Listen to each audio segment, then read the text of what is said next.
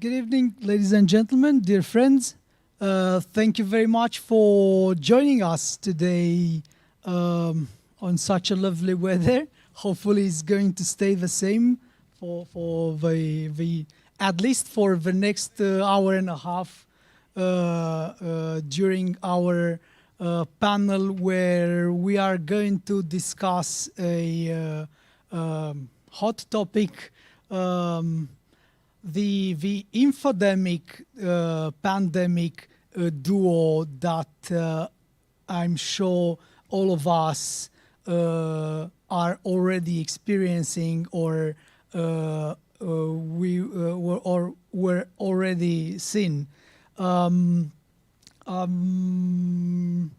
I have here today with me 2/3 of the panel offline, and another third are going to join us via WebEx. My name is Rufin Zamfir. I'm coordinating the Asymmetric Threats program at Global Focus Center. And we're here to try to shed some light over the impact, the infodemic, the disinformation and misinformation campaigns were generating in our society, together with this health crisis generated by the pandemic. We're here also to try to look at things in a as positive as possible way, trying to not keep the discussion in the negative in a negative manner.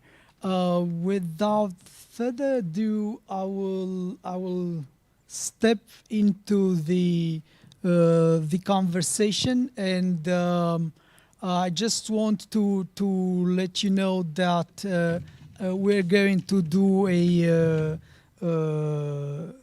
round the table and have all our panelists able and have enough space for presenting their ideas. A technical one for you panelists. Please try to keep your interventions at least at first into a 5, let's make it 5 minutes maximum, and then we'll see how things are going to evolve. Our next panelist that I'm going to engage is Tom Southern. He's going to join us via online WebEx platform from London. Tom is head of network at Open Information Partnership. Open Information Partnership, or OIP, is a network of more than 50 civil society organizations, think tanks, and NGOs, and civic activists groups, trying to identify and expose and then tackle disinformation and misinformation campaigns, not just COVID related, but all sorts of attempts at our liberty and then free access to right information. Thank you for being with us, Tom. Together with the organization that you are coordinating, this good number of NGOs, Tom was involved into a project over 4 months in trying to identify COVID-related disinformation, misinformation, and conspiracies.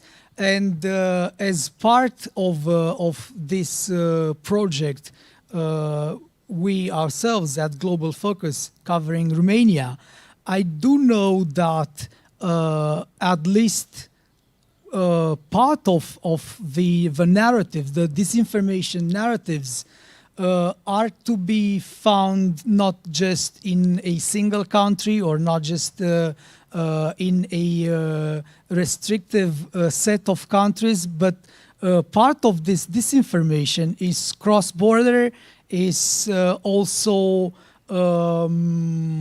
following a pattern of dissemination from a country to another one, mimicking in a way the COVID-19 habit or any other virus habit in this sense. Could you please, Tom, present us some of the results that are covering the entire set of assessed countries? And also afterwards, I'm just curious, because we do know that part of this disinformation is targeting the whole set of countries. But do you think it's possible, knowing this, do you think it's possible to come up with a unified solution? Do you think it's even possible for countries to collectively invest efforts into trying to cope with the infodemic that is paralleling the pandemic? Tom. And the Open Information Partnership, of which Global Focus is our key member in Romania, covers 22 countries, and our members were tracking COVID-19 disinformation from the very beginning. And we formed a working group in April to focus on this in particular. And amongst the many thousands of cases of misinformation and disinformation, we've seen some very clear themes, perhaps some even clearer problems.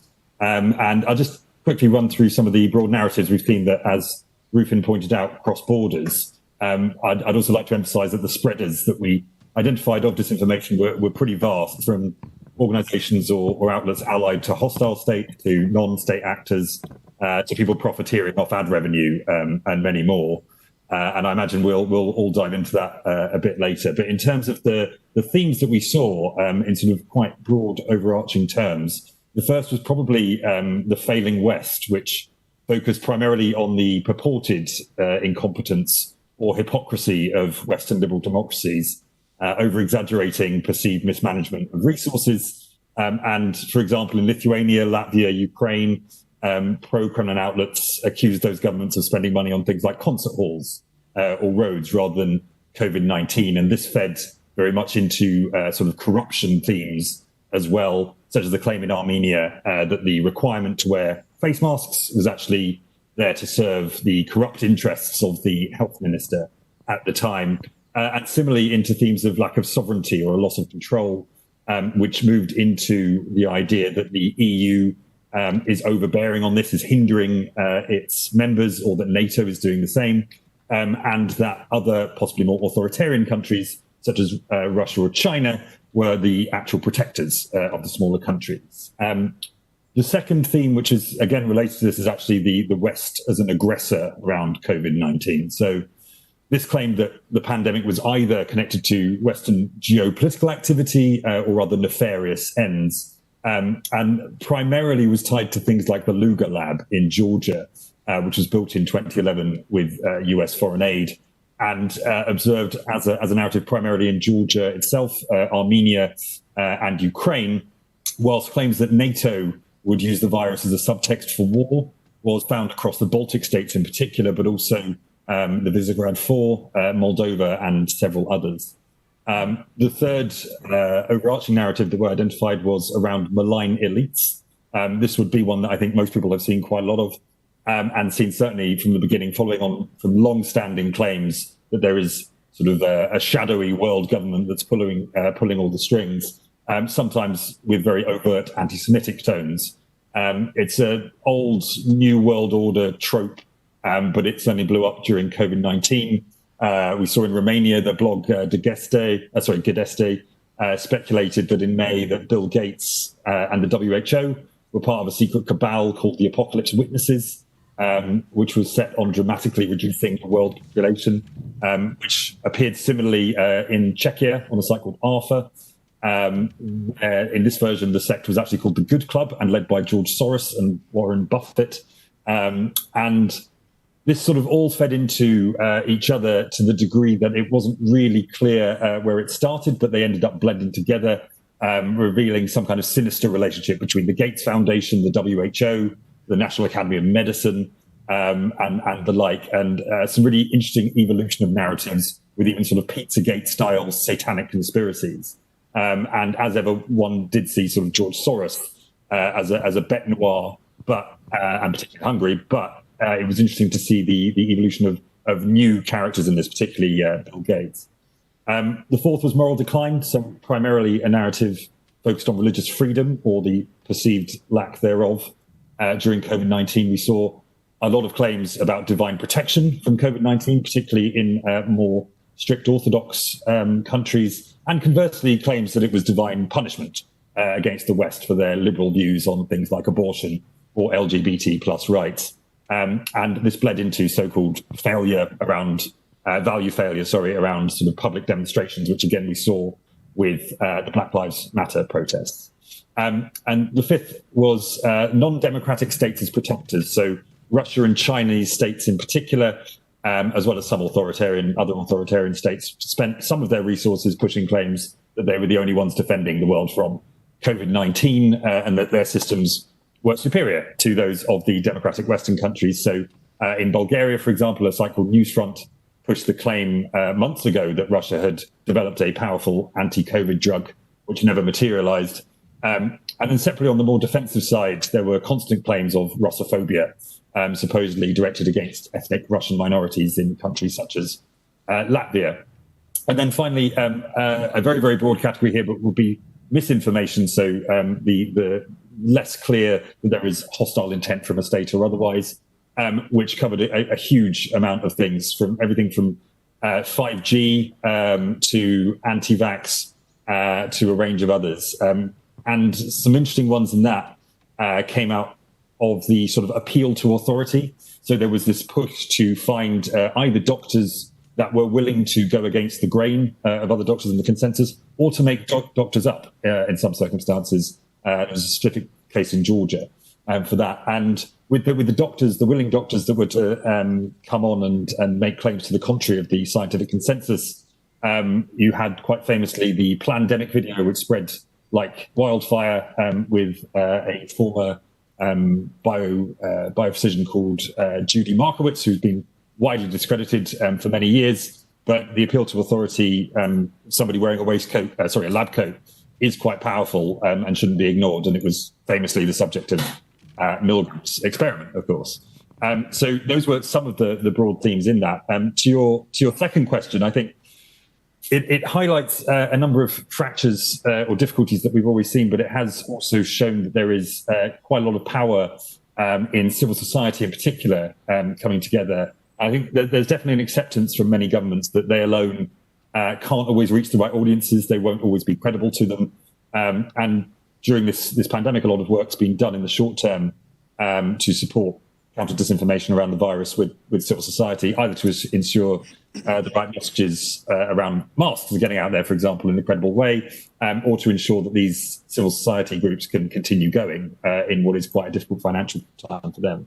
But disinformation more broadly obviously requires something of a sustained and sustainable investment in civil society across all of Europe. And there is a need for donor coordination across that. But in terms of other things that aren't just funding. This also incorporates training and access to information and access to more technical tools that it is difficult for civil society to get to. And I think it's always worth bearing in mind that those that peddle disinformation are often at an advantage. They have a lot of tech savvy a lot of the time. They have some financial backing, whether that's hostile states or through things like ad revenue.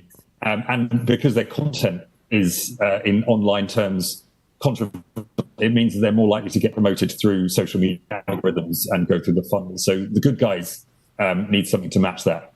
And I think I would also just add, sort of changing what we do about disinformation is potentially the way forward, and has been for a while. Disinformation historically, counter disinformation has been focused on fact checking, and whilst it's got its place, it has quite a lot of limits on its impact on who it reaches. So disinformation is broadly able to reach into places that fact checkers just can't. So there's a lot to be done to make sure that both civil society, but also the government and the state actors are able to engage both on platforms they might not be at the moment, places like VK or Signal or Discord or Telegram, but also to ensure there's more of a whole society approach outside of the online world. We need to be able to reach out to the religious authorities or to business people, and certainly to outside of capital cities, and make sure that those communities both know why it should matter to them and what they can do about it.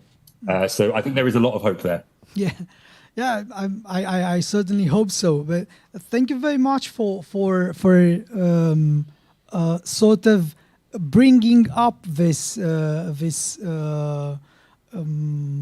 idea of a whole of a society approach into tackling the malign phenomena.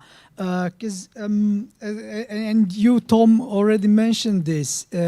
We've seen a lot of disinformation, misinformation, targeting state institutions, and we've seen a lot of disinformation and misinformation trying to discredit or erode the sustainability of the measures governments have put in place to try to limit the effects of the pandemic. But at the same time, and you've mentioned this also, Tom, we've seen that part of, at least a fair part of the battle was left on the shoulders of civil society organization, and not that much on the shoulders of governmental institutions who were definitely in charge of communicating better to their society. And I'd like to have Joanna Rohozinska's opinion on this. And I'll take the opportunity of introducing her. Joanna is Resident Program Director for Europe with the International Republican Institute in Brussels. And she's also overseeing the Beacon project the International Republican Institute has put in place. And one of the main preoccupation at Beacon Institute, I know that is in building resilient democracies. And I would love to know your opinion, Joanna, on the role state institutions should play in tackling disinformation, or at least in coordinating efforts together with the civil society and academia, and why not part of the business stakeholders in combating disinformation and misinformation.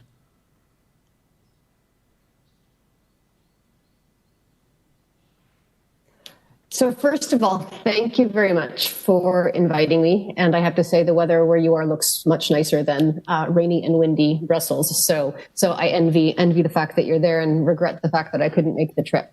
And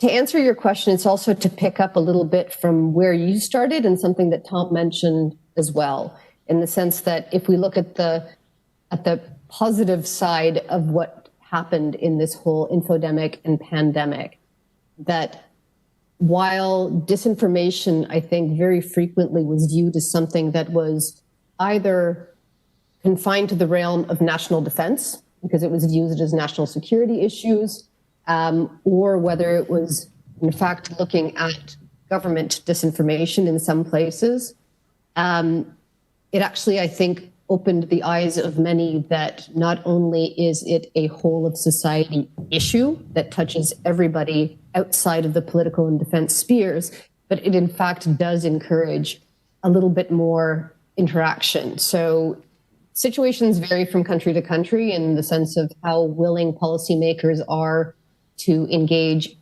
with non-governmental actors, right? Be they academics, be they in the think tanks or civil society sectors.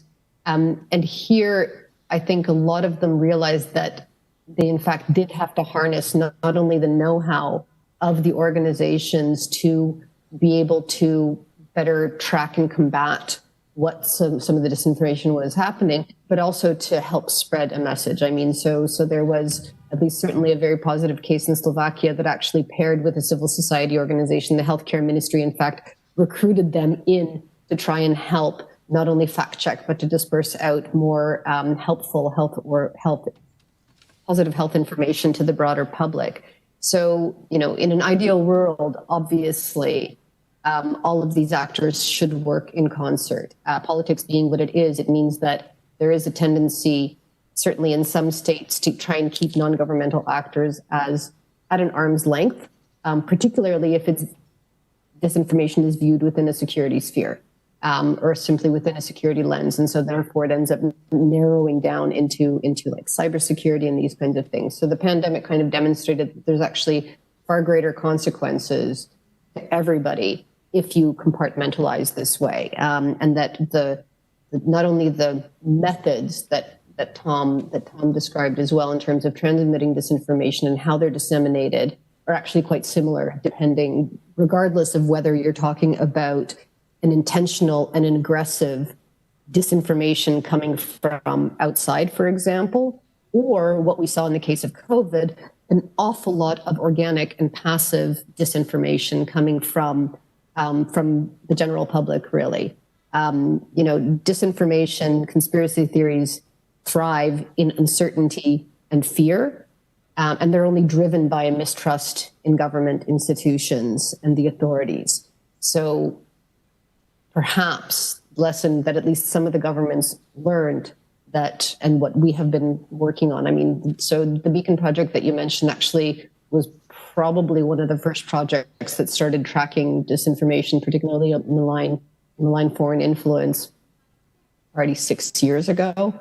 And the evolution of the field and how it's grown and how it's changed a little bit, and the understanding of how disinformation not only flourishes and spreads, but also how it picks up on local threads. It very rarely creates something out of nothing, though in this case you did see with the implanting of the chips and the 5G nonsense and all the rest of it that you can absolutely make up a story and let it go. But more often than not, it does pick up on a thread of fear that is already pre-existing, right? Or if you have a government that's not giving enough information or it's giving too much information. So perhaps, the lesson learned for a lot of them is that there is a method to be learned, particularly in strategic communication from some of the civil society organizations that have better audience outreach, more specific audience outreach, sometimes have a little bit more trust of the general public than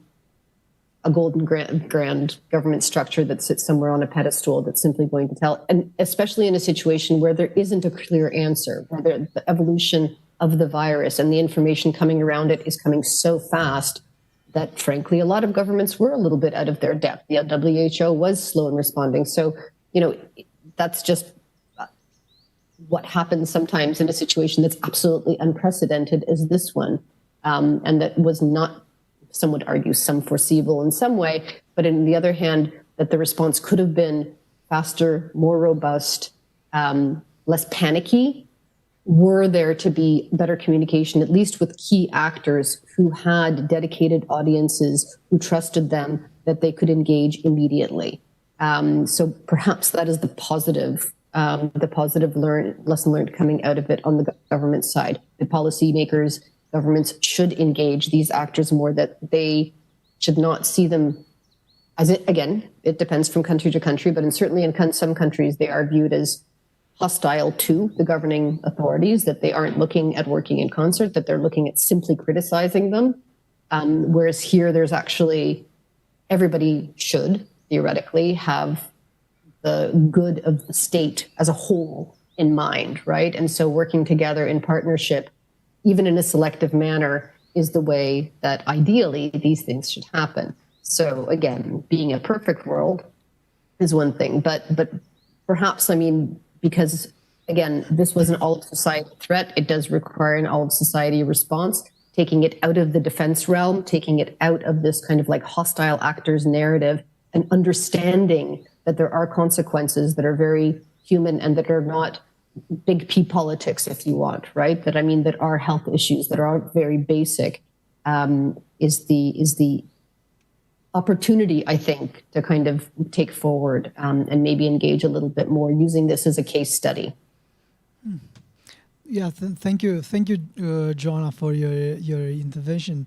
And again, I'm glad that everyone seems to agree to try and present a bit on a positive side. I mean, we've had a lot of discussion during the last years, and the discussion intensified during the last months, together with the disinformation campaigns during the pandemic, and at least a positive conclusion that we can draw out of this is the fact that the phenomenon of disinformation and other malign interference in our societies became widespread to the extent that you can encounter the discussion about disinformation and what is false and what is true and what is fake news and what is the reality in a lot of circles and a lot of mediums where previously there were none, and I think that this definitely opens a door for those in charge with strategic communication to step in and try to help a bit the overall population in make up the right decisions and assimilate positive and real information. I'll move forward to Vlad now, to my colleague Vlad, and then engage. All right. Hello, everyone. My name is Vlad Iaviță. I'm Rufin's colleague. I'm a junior researcher at the Global Focus Center, and I work with him on the Asymmetric Threats program. Now I will turn to our offline live guests, and I'll begin with Adela Kleckova. She is a German Marshall Fund Fellow. She's an expert an analyst on strategic communication and on hybrid warfare. And also she's a political consultant for the Pirate Party in the Czech Republic on issues such as foreign affairs. And I will turn to you, and I'm sure you have a wide experience in researching disinformation. You're currently looking at well, some of us who are more familiar with the trolls, but she's researching the elves, the individuals that actively combat the activity of the trolls in social media. But my question will be more towards the approach of the governments towards the phenomenon of this disinformation. So obviously, before this pandemic, most of the people were already aware, especially in the decision-making area, they were aware that the risks that disinformation can pose. Disinformation can exacerbate the risks that already exist within society. They can create social tensions. They can alter the outcome of the election. But the type of disinformation that was disseminated during this pandemic proved that can also represent a very serious threat to public health and undermine the population's compliance to certain measures. So, Adela, do you think that the governments have paid attention at certain lessons to be learned from the unprecedented wave of disinformation that was disseminated in this months of the pandemic? And do you think they are likely to sit down, like the decision makers are likely to sit down and think of long, carefully crafted policies to prevent such a proliferation of disinformation with very harmful effects? Well, long story short, yes and no. Okay, expand. But before I will give you a longer answer to your question, I would like to thank the organizers for inviting me to Romania, to this beautiful, beautiful city of Râșnov. And I would like to thank all of you to taking the time and to come and listen to what me and my distinguished colleagues have to say. So thank you for that very much. Is it working? Yes, I think you have to. Can perfect. Right. Me and technology, that's not a good friendship.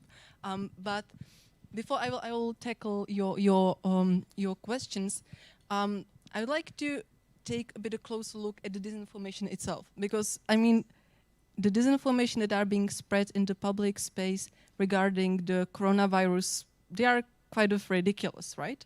I mean, when this discussion is over, I would love to hear some more disinformation which are being spread in Romania. But, you know, coming from Czech Republic, I can mention a couple of stories where it is said that the COVID-19 is being spread into the world by the global elites trying to influence the mankind into obedience. Or, you know, another story says that actually Bill Gates is responsible for the COVID-19, and he's trying to force people to get vaccinated, and through the vaccination they are going to get a chip, and you know the chip will control their brains. So there is one theory that COVID is actually making us get chipped.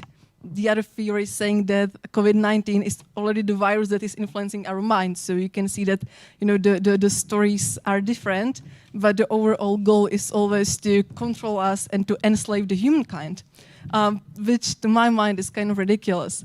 And then there are other disinformation which are focusing more on what to actually do when you get the COVID, how to cure it. So once again, there are quite ridiculous stories such as eat a lot of garlic. So, I mean, you know, if you eat a lot of garlic, you are probably not going to be very popular among your friends, but besides that, there is no problem with that. Of course, there are then more severe recommendations such as drinking bleach. So this can already have a heavy impact on your health. But in the end of the day, most of the people are going to learn that eating garlic doesn't cure much, and drinking bleach is actually going to harm your health. And once we, as a society, discover the vaccine towards the COVID-19, so most of this information is going to be obsolete, right? People aren't going to be paying attention to it anymore. So these are the disinformation that have a direct impact on us as an individuals. But then there is this other type of disinformation, and it has impact on us as a society, as the mankind. And this is the disinformation that divides us. Once again, when you look at the stories that you can read on the disinformation media, there are stories which say that government is giving money to homeless people and to drug addicts in order to support them, instead of supporting the senior citizens who are suffering from the COVID more. We are reading news or disinformation news which are saying that, you know, the young people shouldn't be helping the old, or shouldn't be suffering from the economical decline caused by the measures which are being implemented by the governments to protect the old people. We can see all different sorts of messages of hate. For example, in small villages, I mean, I come from a small village, and I know that the people who were confirmed cases of the COVID-19 were target of a hatred from their neighbors.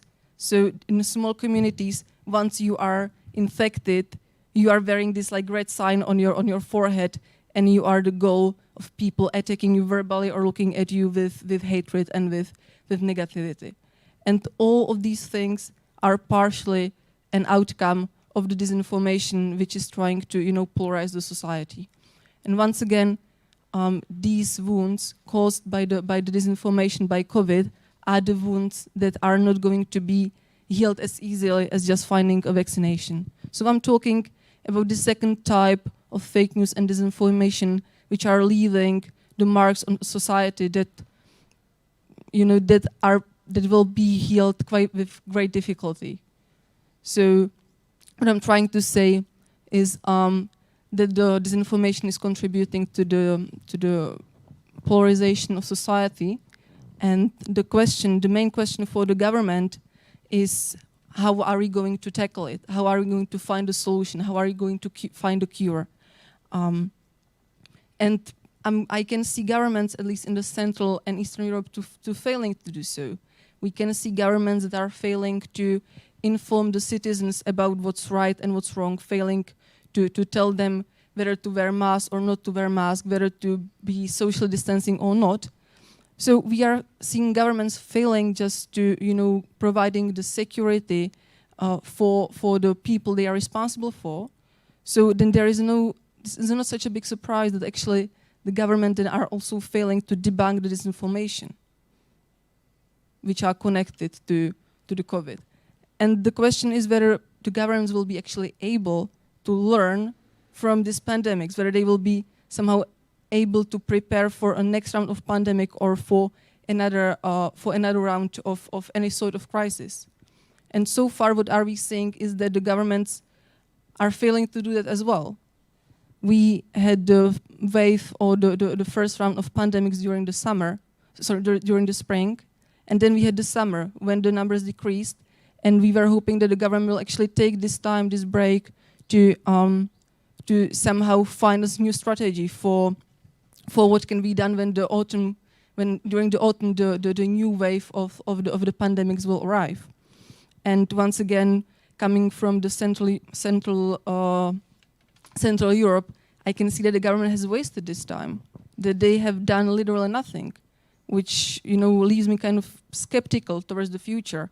So I think that the two main goals for the government is to first of all find the cure, the remedy for how to protect the vulnerable groups towards this polarization, towards this hatred, and secondly, how to develop long-term functioning mechanisms for strategic communication and for ways how to, calm down the people in the time of crisis. And whether it's possible or not, well, we will get to see that in the coming months or years. Hopefully the COVID will somehow provide some sort of a push or an impulse for that. But so far, I'm being skeptical whether that's going to happen. So in a nutshell, we can't really be extremely hopeful. But I also have another question in this regards the general population.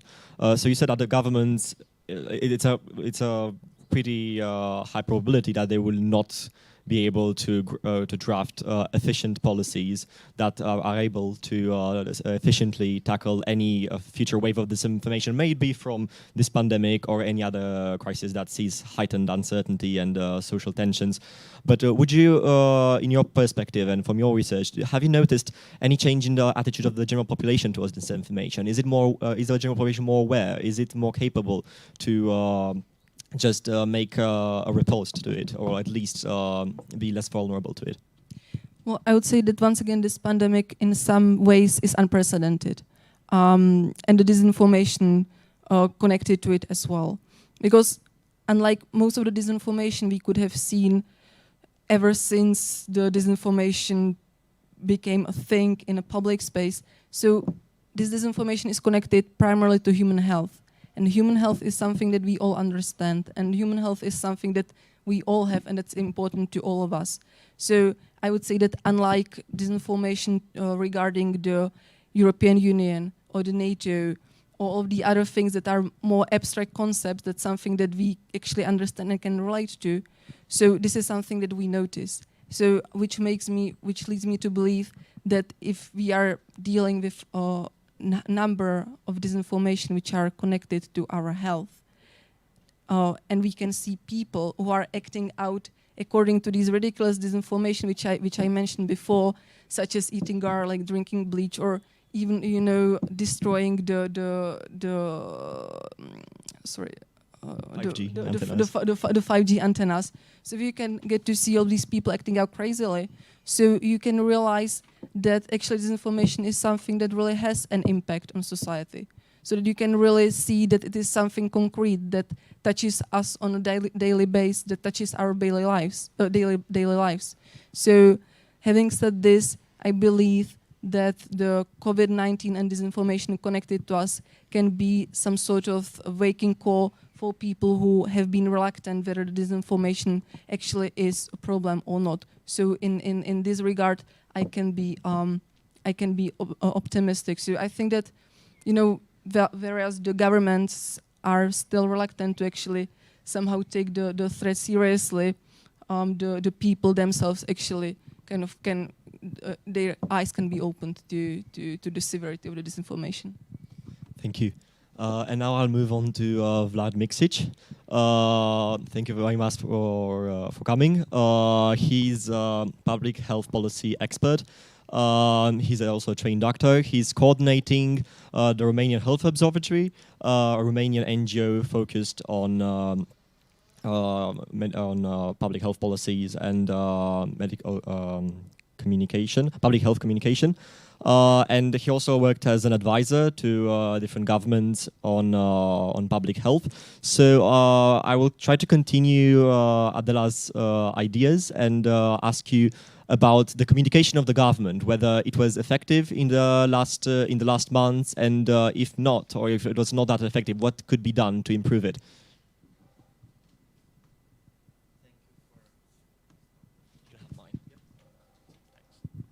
Hey, thank you for having me here. I must say that in the last 6 months, since we have this pandemic, I was just talking to, I will just try to avoid your question for like 3-4 minutes. So I was just talking to a friend the other day, and he told me that, I want to tell you something that I don't even dare to tell to my wife, but I'm gonna tell this to you because I know that you're gonna understand me. Man, this morning I woke up and I was missing so much that smell of an airport, because he was also one of those people who's traveling a lot. And I completely understand him, and thank you for bringing me here, because this is basically my first. I mean, there were many events canceled, of course, as you all know. So basically, this is the icebreaker for me, at least in the pandemic time. So thank you for having me here. Why I'm telling that story? It's a real one. It's not a disinformation.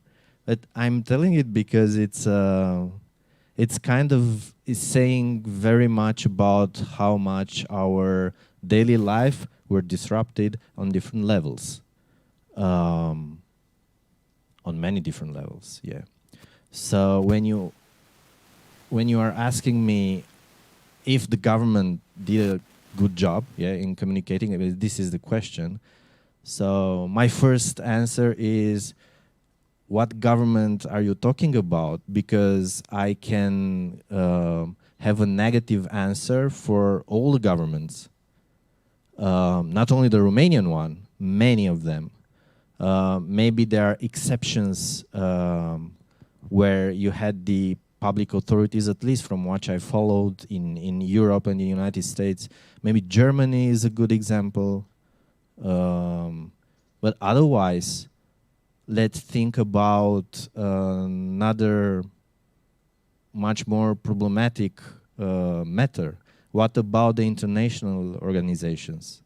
Because unfortunately, WHO, CDC in United States, which is basically the main institution in charge with managing this kind of situation, even in United States, even other big public health institutions, they kind of from a pure communication point of view, they kind of failed to do their job in a way, yeah. Now the question is why? Is because as it was already told several times here, is this because it's an unprecedented situation? Well, it is in a way, but this is not the first pandemic that at least our generation goes through. I just want to remind you that the previous big, like really big pandemic was HIV, and it still is, because HIV is still it's still an ongoing pandemic, yeah. And I want to remind you, I remember this from my childhood, how many myths and disinformation were going around during the peak of the HIV pandemic. Or let's think about the Spanish flu. I know that this topic, it's already, I mean, people are already pretty aware of the myths and disinformation that were going around during the Spanish flu in the 1970 till 1920. So disinformation are not particularly special in a pandemic period, not at all, as a matter of fact. It's kind of expected. So when you know that you're gonna have a pandemic, you can be sure that you're gonna have an infodemia. As WHO, they basically popularized this term, infodemia. Nevertheless, the first time when WHO held a big conference on infodemia in public health was in July this year. Never before. Even if this was like, you could predict that when you're gonna have a pandemia, you're gonna have a huge infodemia in the same time. So they didn't do it before that. So it's kind of complicated to answer to your question. It was in many ways a failure, but in the same time, it was a kind of like an expected failure. Not only from national governments, but also from international institutions. And there is another very interesting topic that I would like to put on table, which is the difference. So we have basically three states of facts in this pandemia. It's like water, you know, you can have just water or steam or ice. It's still the same molecule in three different states. So we are talking here about three different states. We have, and we've talked about misinformation, like fake, yeah. We have the truth, yeah. But we have something more, which today at least we didn't touch upon. And usually it's not very talked about publicly, which is uncertainty. What is uncertainty? It is fake news? Is it disinformation? Is it true? The truth? And uncertainty in such a public health event, in such a public health crisis, is everywhere. There is this myth going around in society that modern medical sciences are providing certain answers, like 100% answers to every question, to any question, or at least to many questions about our health. But this is a myth. We will not talk about the reasons behind this myth. But it's a myth because medical sciences and science in itself, it does have in its core this concept of uncertainty.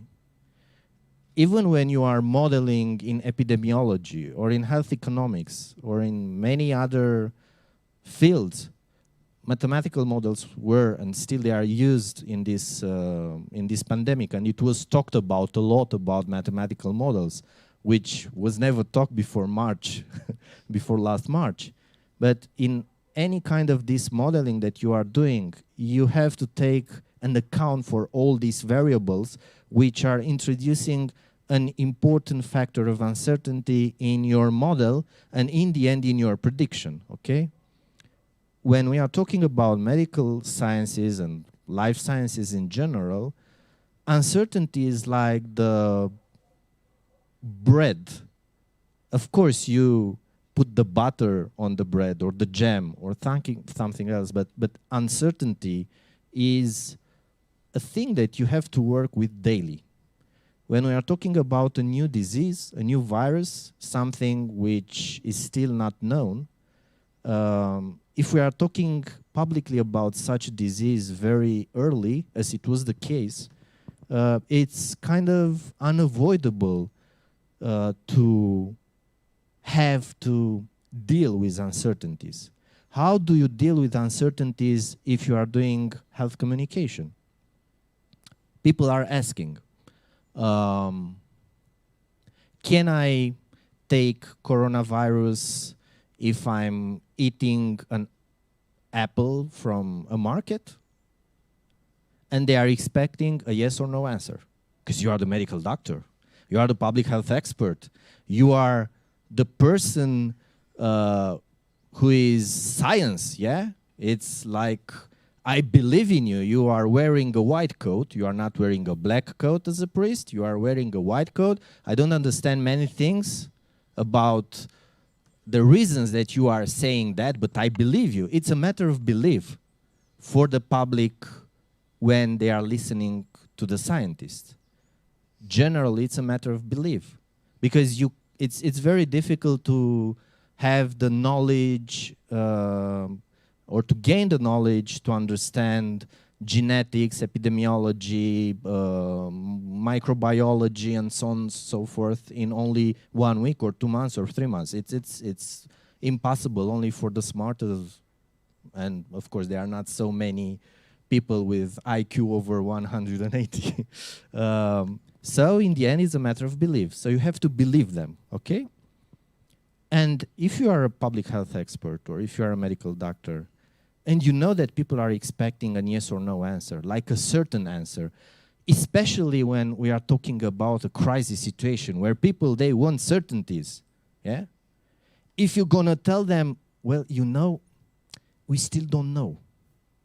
We still need to wait sometimes in order to get the real scientific answers, because in science you have to wait to observe, because otherwise you're gonna have many variables. If you're gonna say that, people, they won't like that. Your political enemies will tell, oh, that prime minister who is saying that we don't know yet, or that we still need some time in order to take that decision, is a bad one. And they were gonna win the elections. Or if you are the president of the National Public Health Institute in that country, if you're gonna go in front of the people and you'll say, you know, guys, we still don't know yet, because just how science works. It's not because we are stupid, it's how science works. If you're gonna say that, probably half of the people in the room will say, oh, you are incompetent. We want someone who is really knowledgeable, can answer us yes or no. We are in a crisis situation. We really need certainties. Yeah. So it's like the governments or the public health authorities, they are in that kind of position. It's kind of like a catch-22. Because in a crisis situation, people don't like to hear, we don't know, we have to wait to know more. And it's understandable. It's not the people, they are not guilty, it's just understandable. So in this kind of context, which I try to describe, what is misinformation? What is fake news? Of course, 5G. That's too stupid. I mean, only stupid people would believe that. But in the same time, there are so many things which are uncertain. You don't have very clear-cut answers yet. So in this context, of course, manipulation and disinformation with a purpose can be used as a very effective weapon. Against whom or why you are more knowledgeable than me, and you can tell me against who or why, and so on and so forth. But I just try to give some nuances to our discussion. Mm-hmm. That's a very interesting point, Vlad, in mentioning the uncertainty and its potential to be transformed into disinformation or into misinformation, or at least into a manipulative way of replacing reality with a fabricated one. And definitely this is something important, and it needs to be furthermore explained.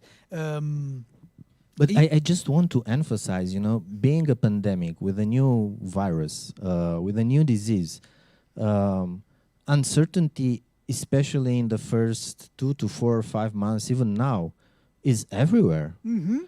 No, definitely. It's uncertainty. It's a side effect of any phenomenon that pushes on individual buttons, that engages emotions and so on. And definitely what I was trying to make a point out of is the potential, the uncertainty to be transformed into attacks on healthy information. Which is unavoidable. It is unavoidable. I mean, if you would want to manipulate, you're gonna use that. I mean, it's like... Yeah. Of course you're gonna use it. That was my second point. Thank you very much for giving me the opportunity to go further and say that this uncertainty is only transferable into disinformation if the communication about the uncertainty is held into a how should I put it, into a faulty manner.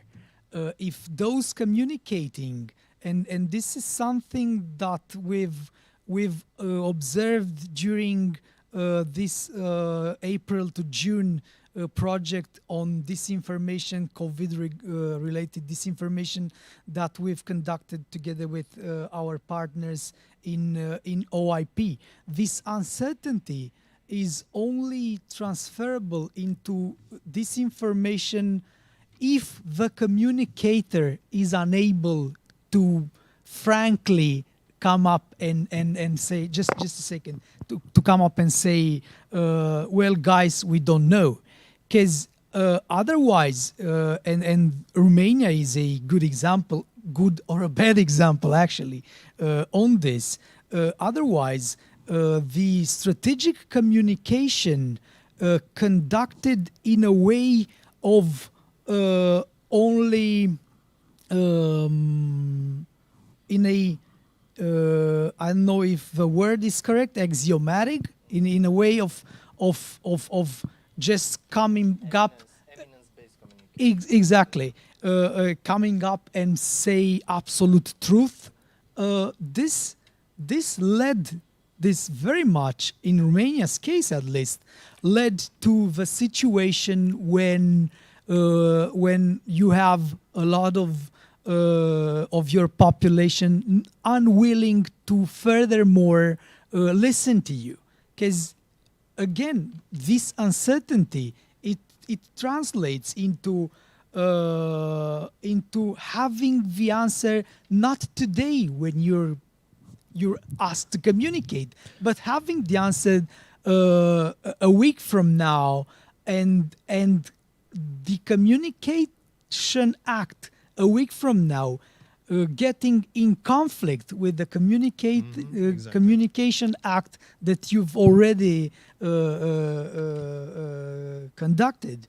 This is eroding the completely agree. But the dilemma here is even much more complicated. What I've learned in the last 6 months from this pandemic is that we kind of forgot to say, I don't know, or I'm not sure yet. And one problem here is that, so just let me tell you but that briefly, the only, and then let's yes. move to question. So the only really good example of communicating on health issues coming from a public authority, which I saw. Of course, I didn't saw everything. So take this with a grain of doubt. Was a speech coming from the Prime Minister of Singapore. Very good one. He acknowledged all the uncertainties. He said, we don't know when it was the case. He strongly directed his people when they knew. Very good. But that's not a democracy. So again, in a democracy, if you are a political stakeholder, or if you are holding a position which is a political appointment, even if you are a technical person, like usually is the case in public health, and if you go in front of the people and you say, we don't know yet, we are not sure yet, this will definitely be used as a political weapon. And if you are in an election year, as is the case in the state, as is the case here in Romania, that's gonna really block your truthfulness. You would really have to be willingful to put on stake your political career or your high-level position in order to communicate truthfully. No, you're right. I mean, we're definitely on the same page here. It's a question. I don't know the answer. I'm just trying to describe a complicated reality. Yeah. Sorry, can I just step in real briefly? Okay, and then I would love to open up the conversation to the audience and also to our viewers on Facebook. A brief intervention from Adela, and then I have a quick question for both Tom and Joanna. Because I think that we are tackling two types of disinformation. You know, the one is the domestic one, which is the one you were addressing, and then we have the international one. And the international one, well, there is pretty obvious to say that none of it is true because it's being spread by the hostile countries such as China and Russia in order to undermine the domestic situation. So whilst we have this international disinformation which are being spread with an agenda to undermine the government, the trust of people, and to actually spread their own agenda. So this is the type of disinformation where we can say, well, this is apparently not true, you know. It's apparently not true that the elites are trying to enslave us. It's definitely not true that we should be trusting our governments.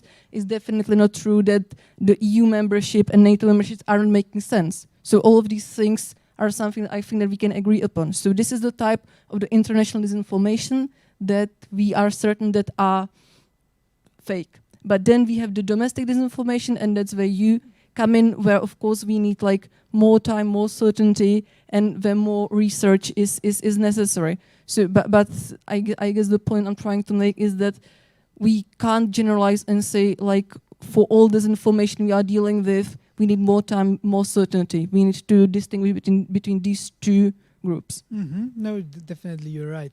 And thank you for your comments on this.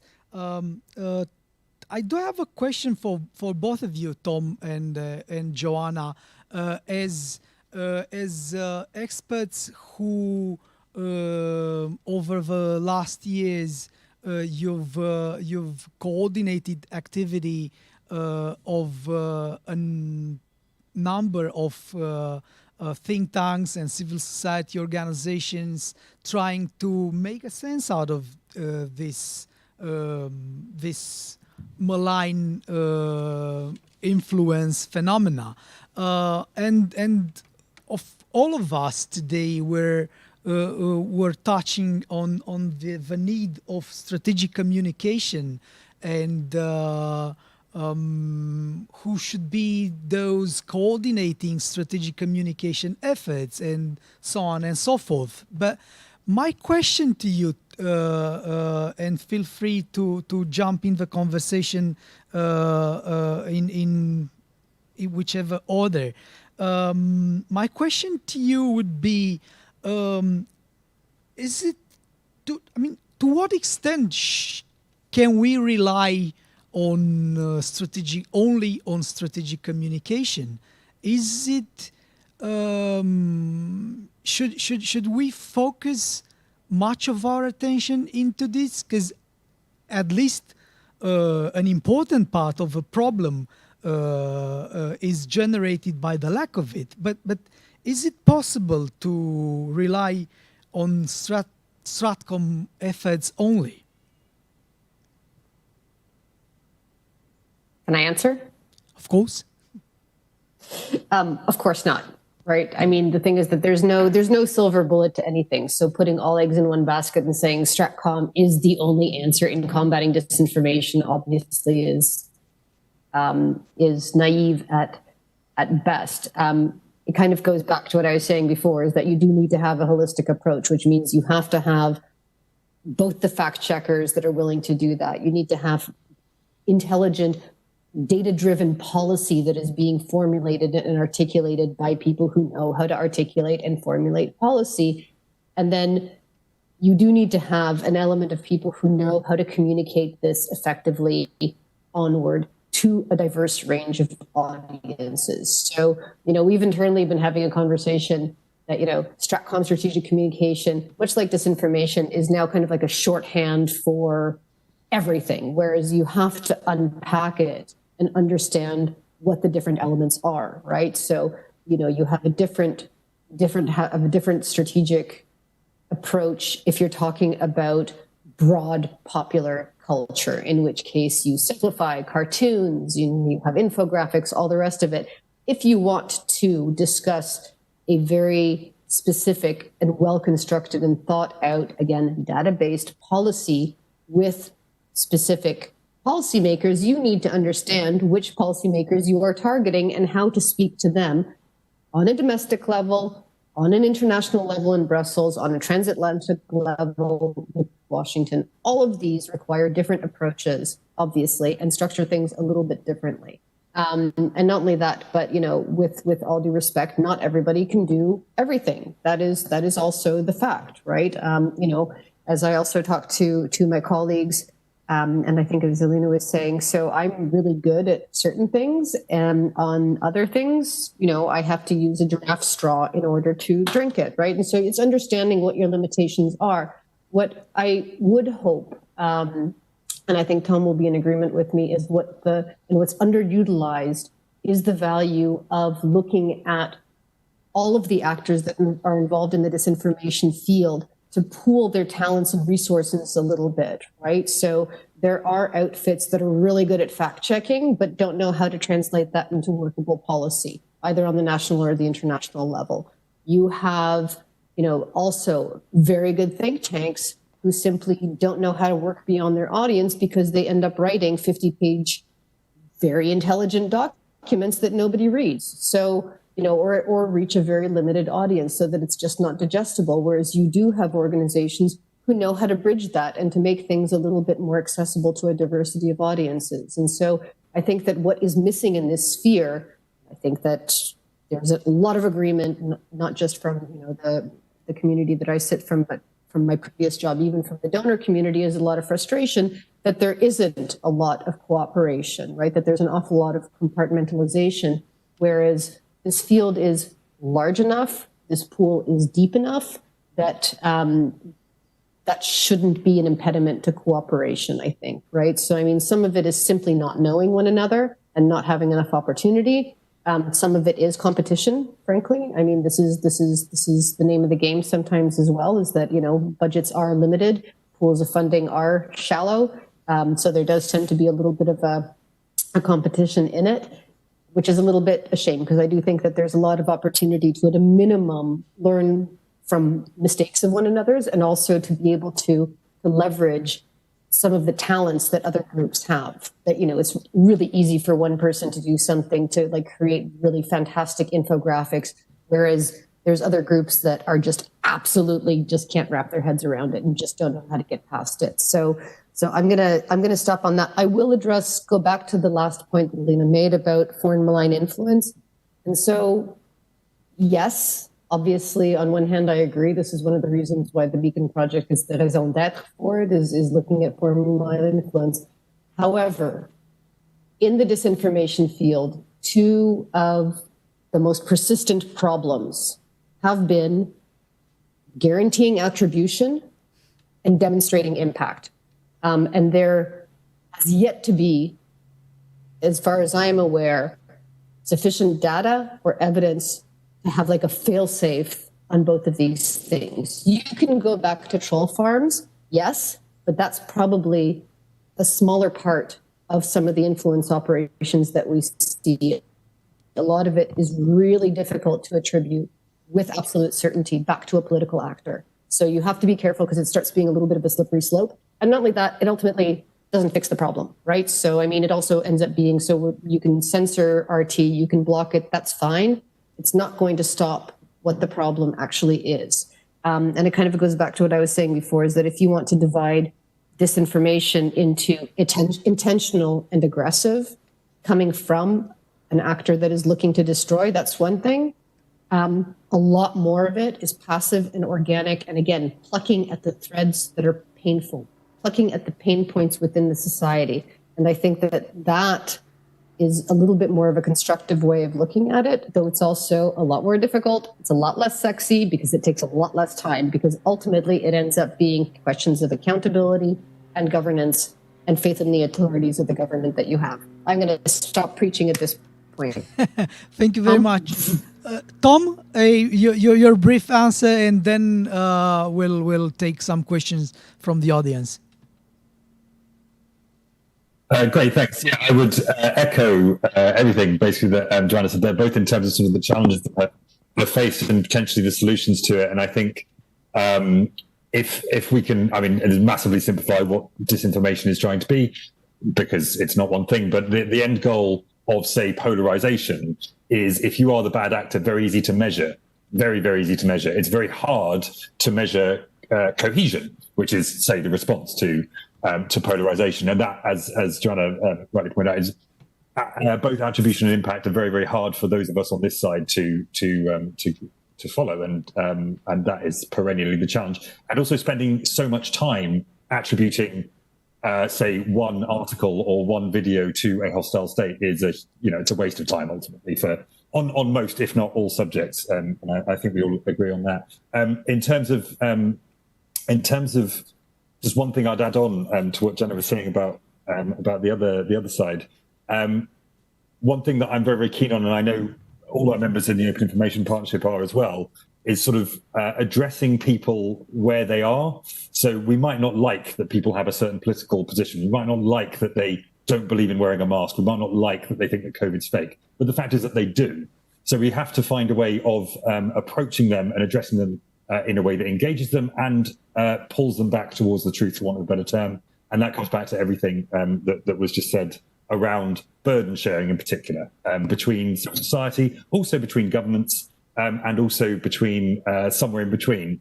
I'm very keen on engaging businesses where possible, because they actually have a stake in this as well, as do, say, religious organizations and others. The problem is that sometimes those might also be the people that are either intentionally or inadvertently spreading disinformation or misinformation for whatever gain it is. So it's an uphill struggle, but I think it is very much the future is the burden share model and approaching people where they are in life and trying to fix the problem that way. Thank you.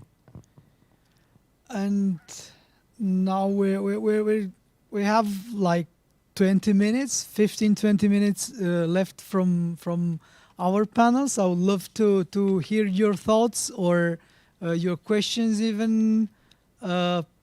Just even? Okay. We do have one. Yeah, because I'm close to the microphone and I take advantage from it.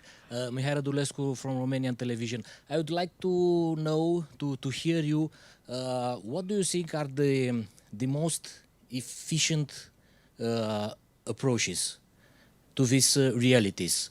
Misinformation, all kind of fake news and conspiracy theories.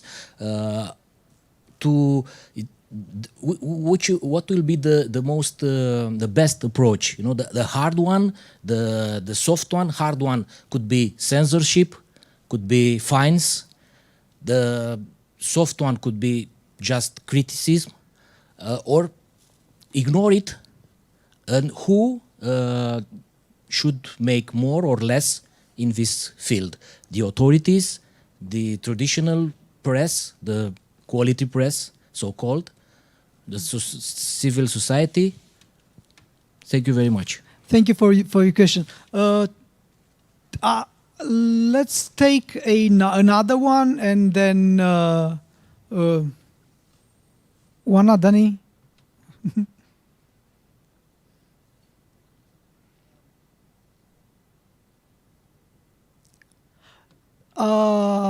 Okay. Yeah.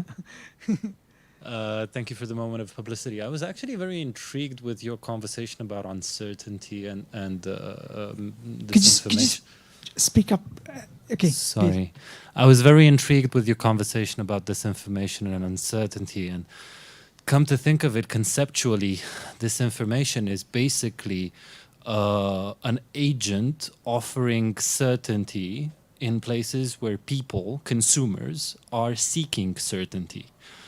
But this search for certainty, this volition to accept nothing but certainty, is something that is very particular to certain demographics. Let's say somebody who has familiarity with the scientific method knows the limitations of any scientific fact. So what I'm asking is, how would we consider increasing the familiarity or the acceptance of people, of the broader public, with uncertainty? How would we do this? And please, if you are to answer, don't just give me the lame education answer. Be a bit more in depth. Thank you very much. One more question, Joanna, and then we'll try answering these three.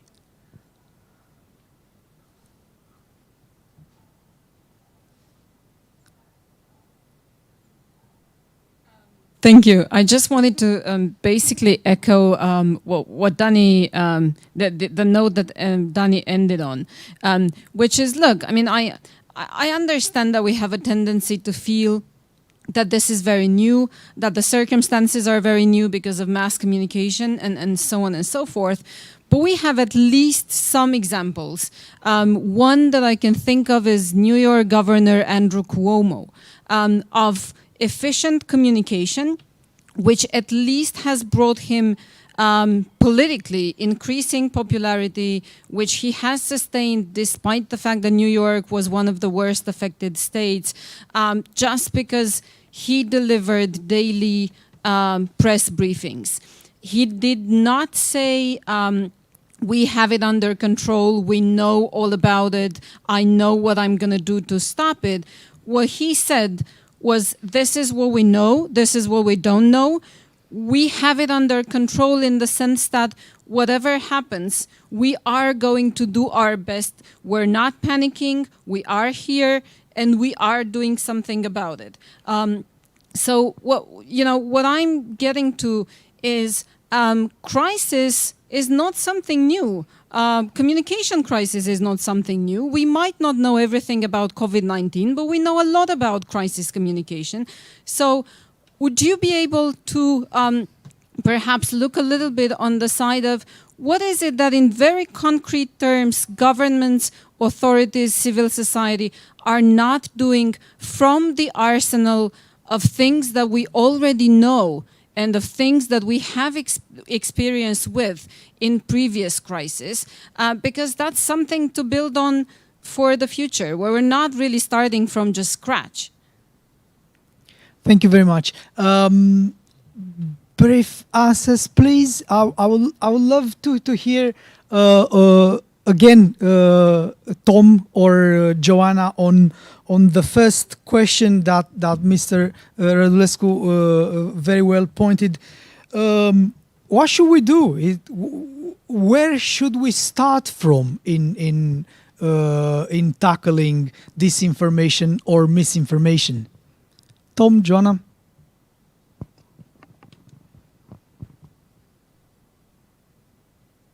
Yeah, it's a excellent question, and if we can crack it, then I'm out of a job, and I think a lot of us on this panel are as well. I think the easy answer is to not give too much of an answer and say it's both ground up and sky down, right? So we need to have that buy-in from the public, and that needs to be from sort of a local level, from a community level, and how you do that is incredibly difficult and incredibly complicated because people don't really necessarily have the time in their busy lives to spend a lot of time poring over what the ins and outs of disinformation is as a technical term versus what they're seeing online or in their day-to-day life. But you do need some kind of community building and community champions, as mentioned before, sort of outside capital cities in particular, but also in particular demographic groups or social or whatever they might be. And that requires a hell of a lot of investment in a hell of a lot of organizations that aren't necessarily, for one point, politically aligned to a government of the day, and in other ways aren't directly related to the counter-disinformation world. And I think building out of the counter-disinformation world of think tanks, CSOs, that kind of thing is one way of doing that. And I think that should be led, obviously, by the think tank CSOs, whoever it might be. But we can't be everywhere at all times, and we can't be engaging with everyone at all times. We don't have the resources to do it. So it's about creating those community champions. At the same time, I think there is something to be done from a top-down level as well. I think during this infodemic, Facebook alone said that they'd taken down 7 million pieces of COVID-19 disinformation. I mean, during that time alone, we were monitoring so much of it that whatever they were doing wasn't making a dent, as far as I could tell. There was one Polish group called I Don't Believe in Coronavirus that was active the entire time and is still active to this day. So if Facebook is taking this down, then I don't really know what that means. So it's difficult to say on a country by country basis. I think in my dream world, and this is me speaking as myself, not as anybody representing anybody in particular, but GDPR was very, very effective at being something that the whole world has to essentially adhere to because of the way that they wrote it. So even if you're not based in Europe, you still have to apply it. Now, it's obviously not the same, and it would be very difficult to apply it to disinformation specifically. There's all sorts of issues around free speech.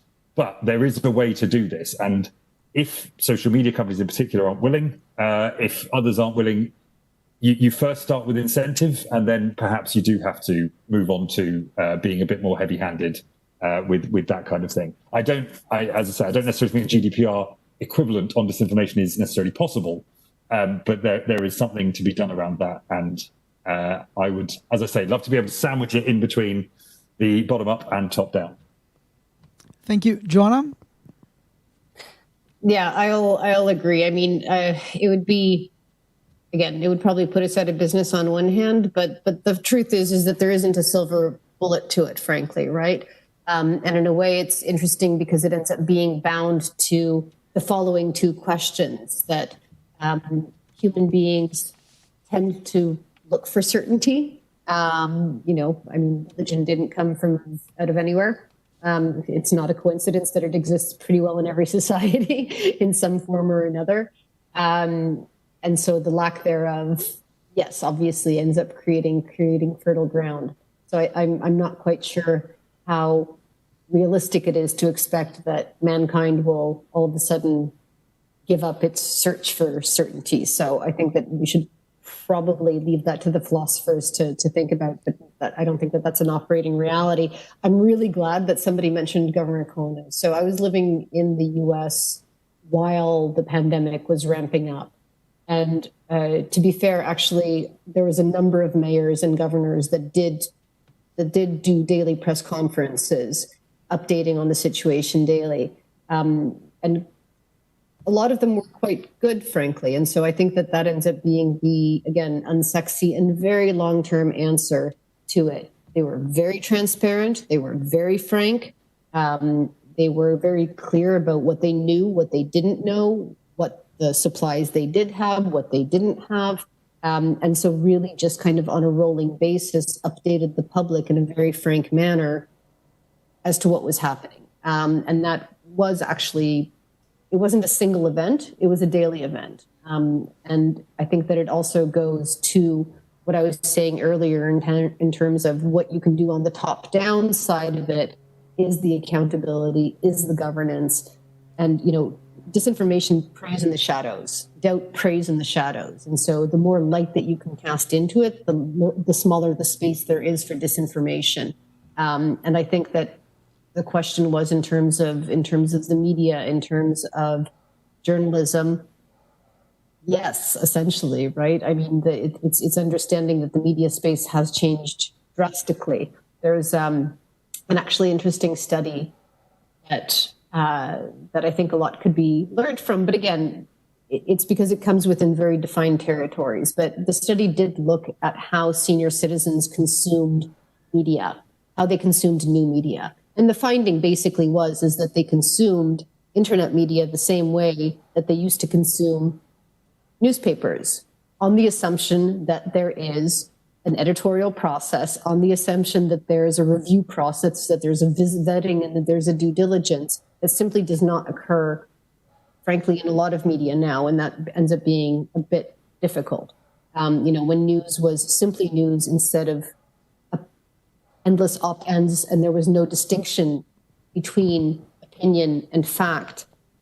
This is also a little bit the situation that we're dealing with. I mean, again, I don't think that it's realistic to think of going back to status quo ante, but if you're talking sector by sector in terms of having a code of conduct, including having a code of ethics, you know, what Twitter has done, what some of the social media have done in terms of whitelisting. So I personally would have issues with going in the censorship route. I think that that's not a road to anywhere. It's a slippery slope, but you can go the other way in terms of having a whitelisting process, right? That you do have organizations, entities that have been vetted, that have signed a code of conduct, and that they themselves voluntarily subscribe to a degree of standards that increases their reliability, say. So instead of making it a negative, and I think that my past work was always in the former Soviet Union,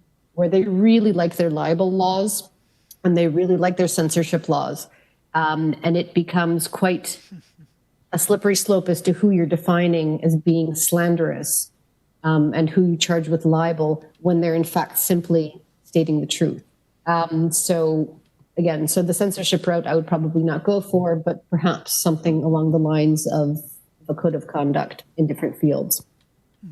Thank you very much. And back to Adela and Vlad on the question Dani raised regarding the uncertainty.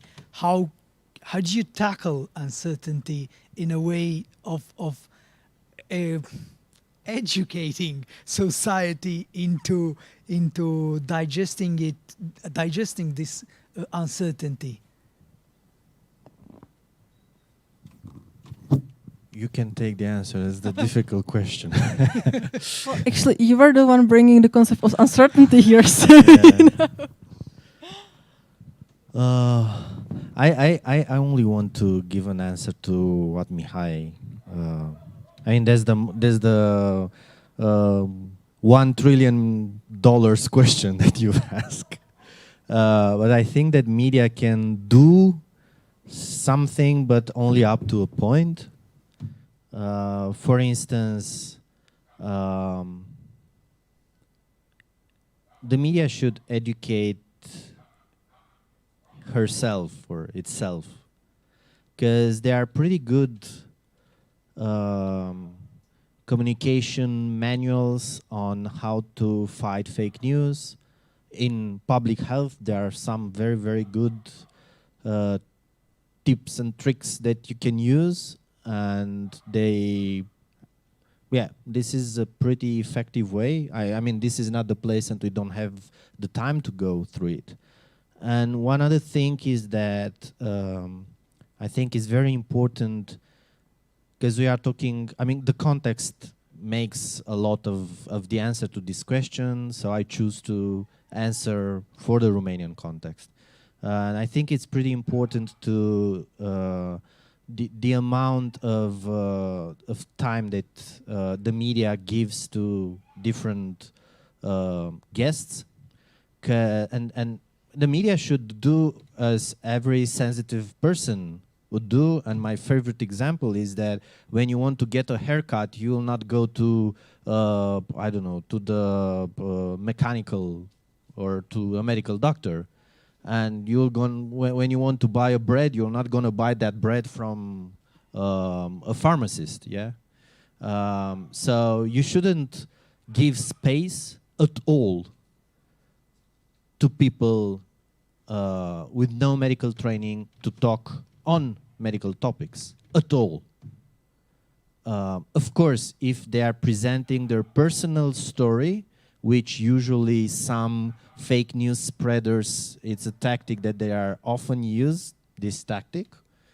I think this is an editorial choice, but I think that if you do this, you, of course, should have definitely at least the same amount of time given to the expert opinion.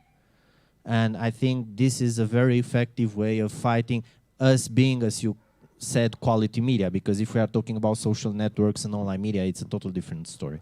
But what the quality media cannot do is when you have fake news spreader inside the profession. For instance, as it was the case in Romania with a doctor from northeastern city. He's a medical doctor. During this pandemic, he basically used this pandemic to raise his profile by spreading lots of conspiracy theories and contesting the authorities and so on and so forth. As a media, you don't have the tools to deny that kind of person the right to speak, but again, you have to have the counterpart invited. I know it's good for the ratings, and it's in the end, it's an editorial decision, because having a medical doctor who is spreading fake news about medicine, it's in the end not the, I mean, not the media have to deal with that, but the public health bodies, as the College of Medical Doctors and so on and so forth. I'm going to have shorter answers to Dani's and Joanna's questions. I mean, you don't allow me to give you the answer with having the education.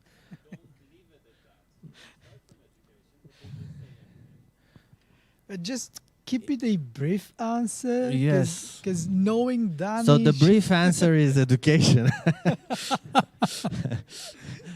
Yes, but I mean, it's how do you educate people? How do you provide people scientific education? How do you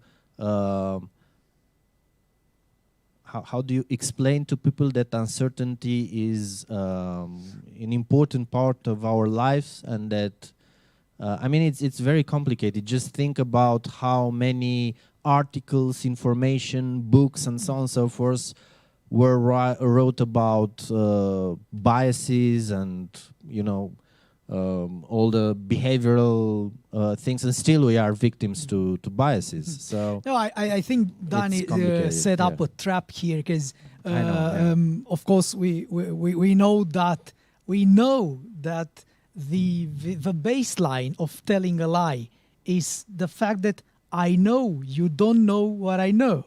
So that's uncertainty. Yeah. But let's just move to our last question and I have a brief answer to one question. And then Adela.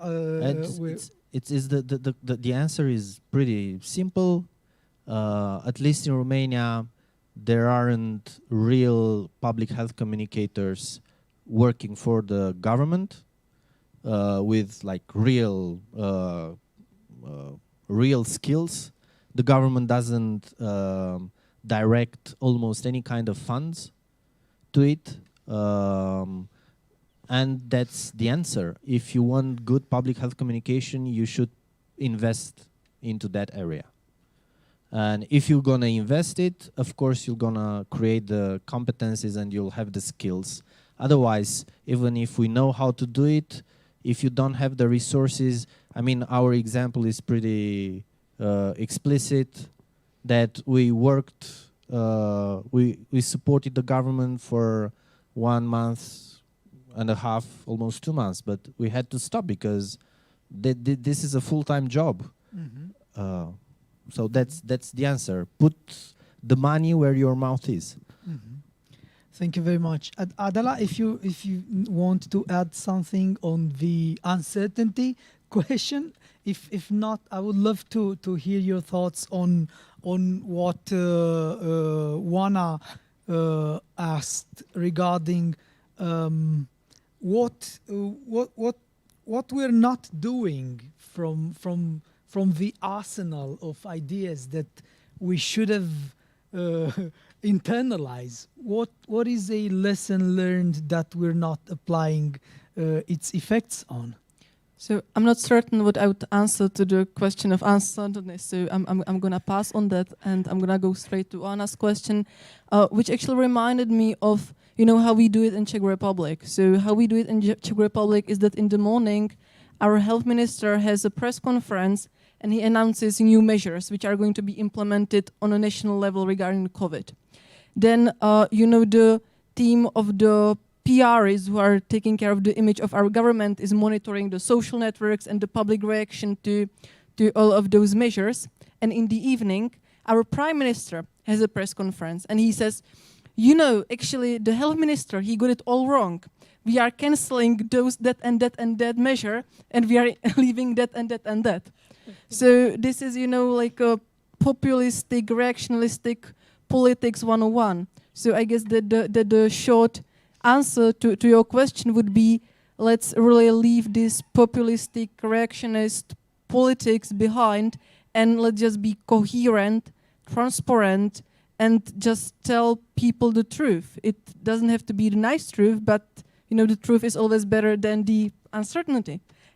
Which leads me to the point which I have started with, and I perhaps would like to conclude with, and it's once again the polarization, because it's not only that the government is struggling with the Stratcom. There are some things that they have, or at least in the case of Czech Republic, that they have said and done wrong, right. So the social distancing, the wearing masks, we have implemented all of these measures very soon. So there are definitely things that we can appreciate for our government. But at the same time, there are media which are favoring with the opposition. So you have pro-governmental and you have opposition media. And the moment the government has announced any sort of measures, even those which were the right ones, the opposition media immediately started to question those measures. They started inviting experts who were telling them that the governmental decisions have been wrong and so on. And of course, I respect the plurality of opinions, but we need to draw a line where the plurality of opinions is actually helping to the discussion and to democracy itself.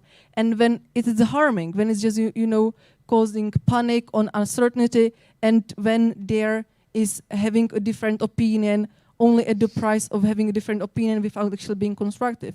So I would really say that yes, the government needs to communicate clearly, constructively, and transparently, but at the same time, the media and the public elite, let's put it, really need to start depoliticizing the topics and really be critical only in the places where the criticism could be helpful. So this is about Joanna's question, and just to conclude on a bit of a more optimistic note, so I would say that one of the ways, how to tackle the disinformation and how to build the resilience on a national level is actually something that we are doing here today, which is stepping out of the social bubble, engage in conversation with people who have different opinions, who, are voting for different political parties, who are coming from different backgrounds, different countries. So once we step out of the social bubble, once we actually go there and with open mind and open heart actually listen to the opinion of other people, that's the best way how to build resilience. Because there is discussion, there is critical thinking, the lie has no chance. So I think that this is more optimistic note to conclude with.